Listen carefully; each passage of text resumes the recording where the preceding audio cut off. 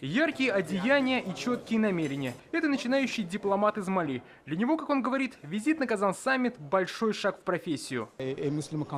Это первый раз, когда я участвую в таком грандиозном форуме. Для меня это очень важно. Я приехал узнать больше о связях России и исламского мира. Сегодня пути всех участников саммита разошлись по специализированным конференциям, таким мозговым штурмом на разные темы. Так журналисты и духовенство обсуждали, как в СМИ и соцсетях противостоять экстремизму и терроризму. Даже на войне, в горячих войнах у государства всегда наряду с пушками, танками, самолетами работает спецпропаганда по подрыву морального духа врага, так сказать. Я как журналист в свое время проходил такое образование. В данном случае нужна спецпропаганда, которая подрывала бы идеологию этих экстремистов. Здесь же на саммите высадился десант молодых предпринимателей стран Организации исламского сотрудничества. Они уже накануне пообщались между собой в IT-парке, а сейчас, что называется, со своими идеями вступили во взрослый мир. Большое количество стартап-проектов уже были представлены. Мы продолжаем после перерыва на обед.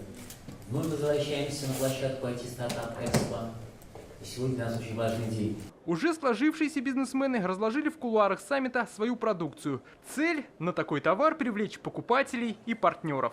Если сегодня Казан-саммит прошел в формате таких узкопрофессиональных конференций, то завтра форум обретет свой максимальный размах. Состоится его главная пленарная сессия. На ней выступит целый ряд высокопоставленных участников. Это и министр экономики Турции, министр развития инвестиций Туниса и, конечно же, президент нашей республики Рустам Минниханов. Главная тема саммита – исламские инвестиции. Ожидается, что форум даст мощный импульс экономике. В разных сферах подпишут 150 соглашений о сотрудничестве. Дмитрий Арин, Александр Лобанов, ТНВ, Казань.